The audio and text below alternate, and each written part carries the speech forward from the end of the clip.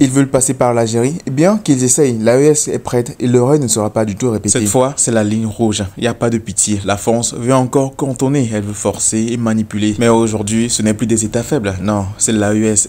Il y a 7 mois, je vous disais que l'Algérie est la base arrière des terroristes qui attaquent le Mali. L'Algérie est en train de faire ce que la CEDEAO fait.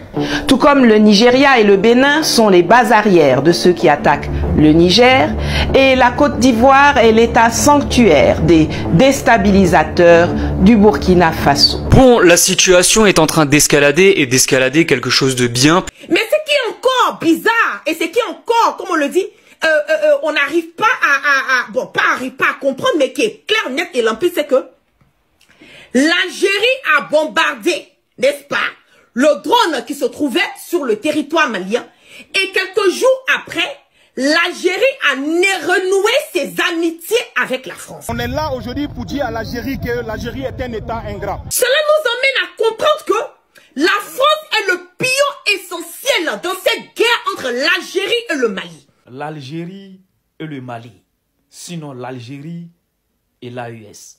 Famille, la braise est en train de devenir flamme.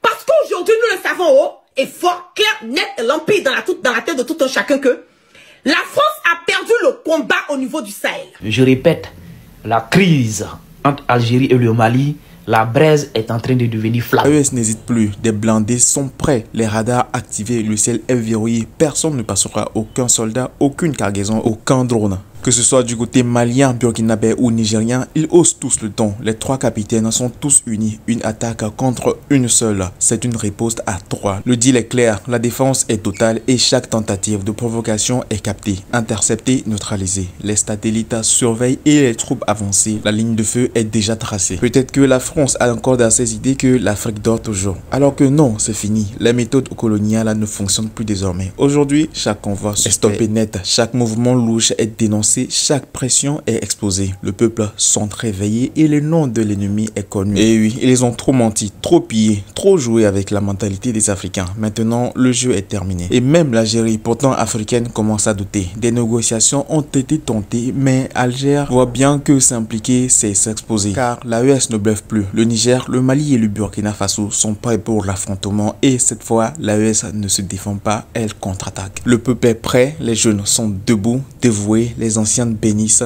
des milliers de volontaires, des hommes, des VDP formés, des femmes déterminées. C'est une armée populaire, une armée d'espoir, et face à eux, des forces usées, arrogantes, dépassées. Les rapports de force a complètement changé. L'Afrique ne commande plus, elle commande. L'AES, elle, a parlé et maintenant, c'est le silence ou la tempête. Pas d'ambiguïté, si l'Occident veut tester, il verra donc. L'Afrique du sursaut n'a plus peur, les armes sont prêtes, les cœurs aussi, et les messages sont simples. Vous voulez forcer, venez, mais sachez-le, ici, on ne reculera plus jamais. Le message-ci est clair dans la tête de chaque Africain et de chaque personne qui viendra désormais pour payer l'Afrique et ses ressources. Bon, la situation est en train d'escalader et d'escalader quelque chose de bien puisque désormais, l'affaire du drone malien qui a été abattu par l'armée algérienne au-dessus du territoire du Mali a été portée au Conseil de sécurité de l'ONU, Conseil de sécurité qui est actuellement présidé par la France. Ça a été fait sur ordre du Mali pour justement pouvoir faire la lumière sur toutes ces histoires et ainsi enfin connaître la vérité sur cette fameuse attaque qui a eu lieu à la frontière dans une zone particulièrement tendue où, je le rappelle, un groupe terroriste soutenu par le gouvernement d'Alger opère dans la région depuis des décennies maintenant.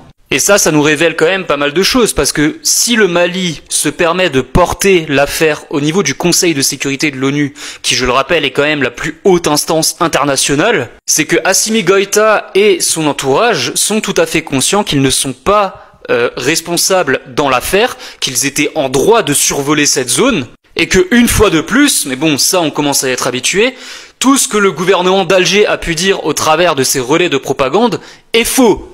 Bien entendu, je vous tiendrai au courant de l'issue de l'enquête lorsqu'on aura plus d'informations par rapport à tout cela. N'hésitez pas à me rejoindre sur mon Instagram en cliquant sur le lien en bio de mon compte TikTok et à rejoindre le compte secondaire Œil de Moscou 2 en appuyant juste ici. Comme ça, vous me soutenez et on contournera la censure ensemble en cas de problème sur ce compte-là. Très bon après-midi et très bon week-end à tous. La crise diplomatique entre le Mali et l'Algérie continue et voit désormais un nouvel acteur entrer en jeu, puisque le Haut Conseil islamique du Mali appelle désormais à la réconciliation, ce qui est dans un sens une décision très sage et à saluer bien entendu, puisque la région est extrêmement tendue et ce qu'a fait l'Algérie récemment, justement, ne va pas jouer en la faveur de l'apaisement des tensions. Mais en fait, afin que justement il y ait un apaisement, il faudrait peut-être que Tebboune et sa clique de corrompus à Alger commencent par traîner leur casserole, reconnaître qu'ils jouent la provocation à chaque fois, puisque c'est pas la première fois que ça arrive, et ça n'arrive pas seulement avec le Mali, ça arrive également avec la Libye et avec le Maroc.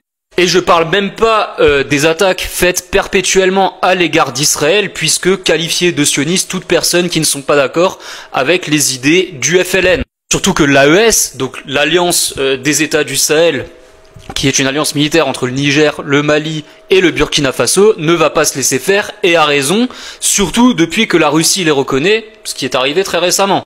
La suite sera bien entendu dans les mains de l'ONU, puisqu'ils auront le dernier mot lorsqu'il y aura justement une réunion qui traitera de cette affaire. On n'a pas encore eu de date prévue au Conseil de sécurité, mais je pense que ça ne saurait tarder. À mon avis, ça arrivera pour le début du mois prochain. Encore une fois, si mon contenu vous plaît, n'hésitez pas à vous abonner à mon compte. On est plus de 80 000 maintenant, donc je vous remercie encore une fois pour votre soutien. N'hésitez pas également à rejoindre le Instagram via le lien en bio du compte TikTok. Très bon après-midi à tous. La tension est montée d'un cran. À Paris, on croyait encore pouvoir ruser, passer par les anciennes routes, utiliser les anciennes relations. Mais cette époque est finie. Aujourd'hui, les pays de l'AES ont changé les règles. Et ce qui est en train de se jouer, c'est bien plus qu'une simple manœuvre diplomatique.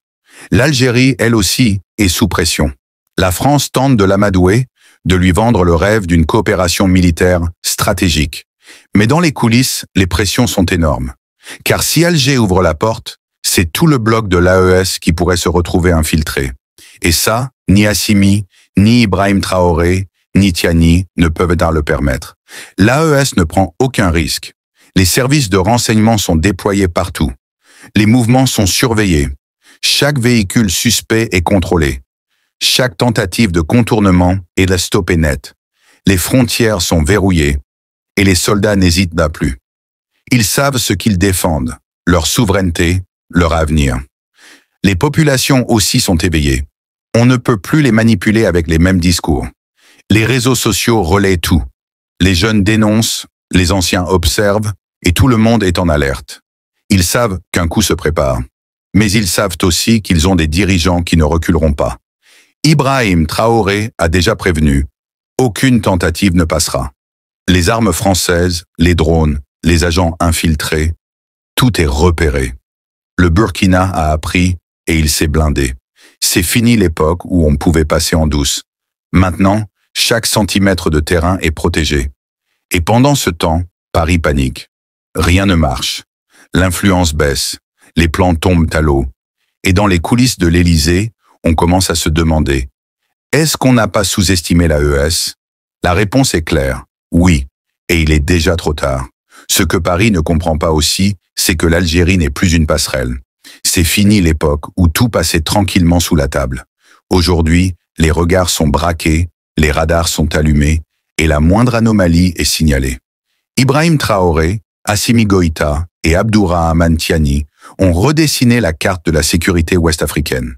L'Algérie sait ce qui se joue, elle sait que s'aligner avec la France, c'est risquer de perdre le respect de tout un continent. L'AES est prête, les lignes sont tendues, les frontières sont verrouillées, les convois suspects sont traqués, les communications filtrées, les drones déployés. Ce n'est plus un jeu d'influence, c'est une guerre psychologique et l'AES a pris de l'avance.